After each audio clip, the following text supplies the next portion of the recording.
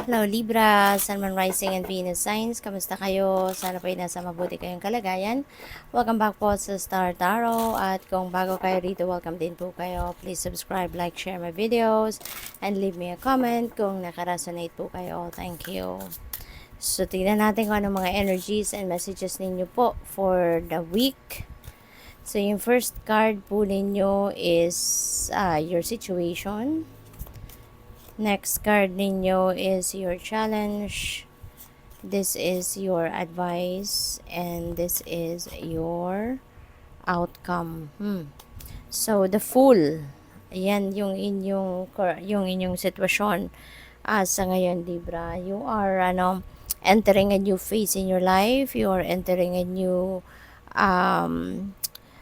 chapter in your life sa ngayon, So, yun ang gusto ninyong gawin.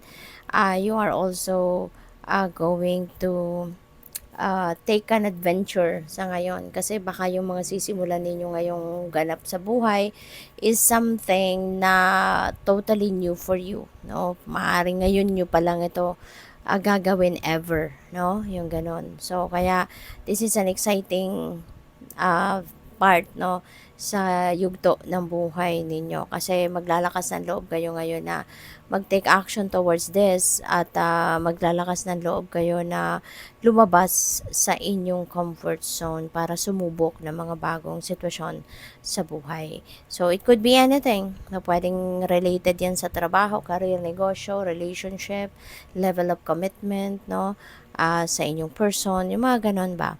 So, yung challenge dito is 4 of Cups, siguro meron ditong mga offers din sa inyo. Maaring meron dumadating na or kumakatok na opportunity sa inyo dito, pero yung mahirap lang para sa inyo siguro is to choose kung alin dito, no, yung kukunin ninyo, or kasi baka focus lang kayo doon sa kung ano na yung naisip ninyo na gusto ninyong gawin.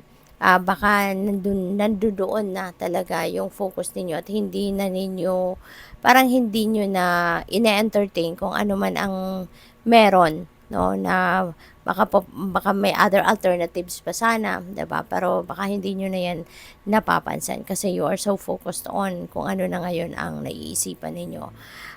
Yung advice sa inyo is 5 of Wands, no? So, 5 of Wands is about conflict, no? Pwedeng about conflict yan with another person or a group of people. Pwede rin na merong competition, no? So, since may mga gagawin kayong bago, baka sa mga opportunities na kumakatok sa inyo sa ngayon for this new things, no, na pwede ninyong pagkakaabalahan, baka marami kayong ka-competition, marami kayong ka-rivalry, kumbaga, no? Baka po pwedeng sa ano yan, o mga opportunities, kunyari na position sa trabaho, promotion. So, baka meron kayong may mga kalaban kayo dito, yung ganon. And the outcome is 10 of Swords, which is really good, no? Kasi papunta na kayo sa pag-usad sa buhay, papunta na kayo sa pag-move on sa buhay. So, which is really beautiful, kasi ano na to parang gusto mo na talaga magsimula ng bagong ganap sa buhay. You want to release yourself from anger, you want to release yourself from resentment, yung mga ganon. Kasi ang naging sitwasyon ninyo rito in the past, no, yung pinagdaanan ninyo rito, hindi biro, no, mahirap ito. You were betrayed, you were cheated on, or baka na ano kayo dyan, na napagsinungalingan kayo ng bonggang-bongga dyan, ano. It has a great impact, no, sa buhay mo. Doble-doble yung tama sa puso mo, as in, nasaktan ka, no, in the past. Pero ngayon, ayaw mo na magtagal pa yung damdamin na yan sa puso mo. Gusto mo nang mag-move on. Kaya gusto mo nang magsimula ng bagong chapter sa buhay mo rito. Magpapatawad ka na para nang sa gayon gumaan na ang inyong pakaramdam, no? We have the moon. Ayan. So, sa lahat ng yan, ng mga gagawin ninyo, reminder sa inyo ng universe na makinig kayo sa inyong intuition. Kasi, you're being divinely guided. no? Tinutulungan kayo dito ng universe, ginagabayan kayo patungo doon sa kung saan kayo dapat mapunta or kung ano mga dapat ninyong mga pagkakaabalahan, what is the right path, no, na dapat ninyong tahakin sa ngayon. So, yun, no, imbitasyon yan sa inyo na makinig kayo sa inyong intuition kasi may guidance sa inyo ang universe. So, we have Nine of Cups. Ayan. So, parang this is a time for happiness, no, with the Nine of Cups. Pero hindi kayo nagiging masaya siguro.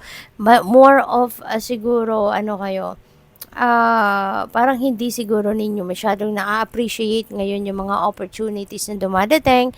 Maaring hindi kayo excited, no, sa mga nangyayari, no, sa buhay ninyo sa ngayon. Kasi baka na hindi kayo nakakapag-focus, no? Feeling ko rito, kaya hindi ninyo masyadong na-appreciate ang mga nangyayari. It's because baka may mga worries pa kayo. May mga worries kayo, may mga nararamdaman kayong discomfort dito sa sarili ninyo, sa katawan ninyo. Parang wala kayo sa balanse siguro, no? Yun ang napipick up ko dyan. Kaya hindi kayo masyadong excited about the things, no, that you are going to do sa ngayon. So, what else? We have the sun. Ayan. So, magliliwanag din ang lahat, no? Kung meron ditong rivalry, kung meron man ditong pag-aaway or diskusyon with other people, so finally, di ba, magiging masaya na din kayo kasi magiging malinaw na din ang isip ninyo. Magkakaroon na kayo ng linaw, no? Sa mga iniisip ninyo. Kaya kahit papano siguro, eventually, as you head towards the new beginning dito, pagbabagong buhay, magkakaroon na kayo ng clear direction of where you're heading, or you're going to have a clear direction kung ano na mga bagay na dapat ninyong pagtuunan ng pansin, no? And we also have the tower, merong pagbabago dito, no? Merong mga pagbabago magaganap sa buhay ninyo na hindi ninyo ito idea, hindi ninyo ito initiative, but this is the universe going to do this change for you, no? So isang araw, isang umaga, magugulat na lang kayo na bakit ganito na, bakit nagbago na, hindi naman ito yung gusto ko, 'di ba? Yung ganon. But for sure, kung ano man ang sitwasyon na to, no, na pupuntahan ninyo,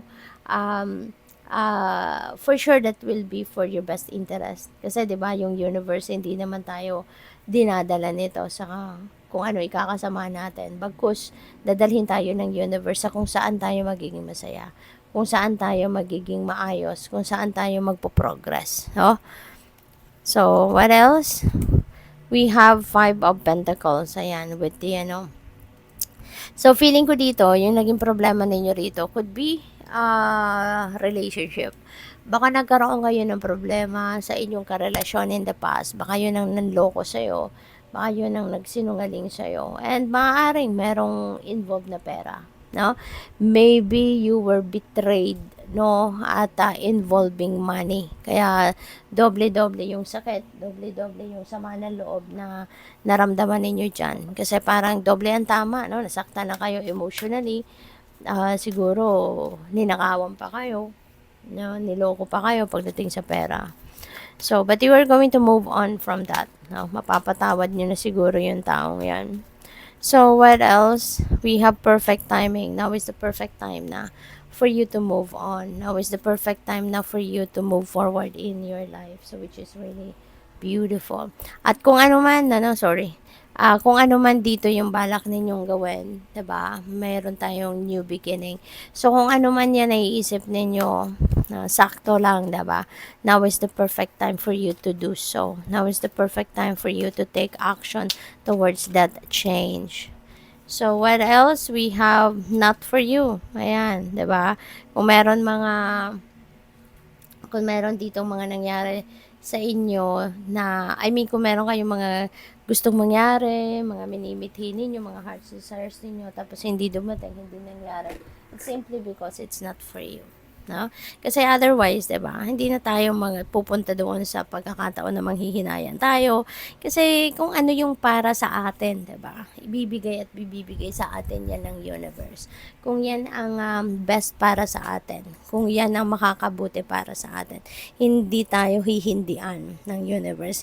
Hindi sa atin i-de-deny ng universe ang kung ano man ang para sa atin, 'di ba? Kaya kung meron man mga hindi nag-materialize na mga gusto ninyo, kung meron man mga hindi nangyari na gusto ninyong mangyari, it's simply because it's not for you. Maybe not for you right now, or maybe not for you at all.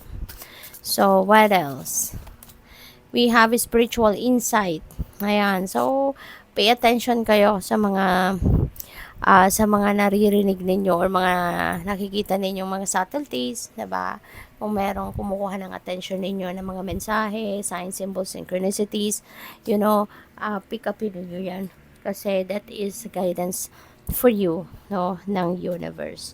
Hindi kayo pinapabayaan, no, ng divine, at lagi kayong ginagabayan, pinapadalhan kayo ng mga signs, symbols, and synchronicities, or pinapadalhan kayo ng mga enlightenment, intuitive messages, not just, no, to guide you.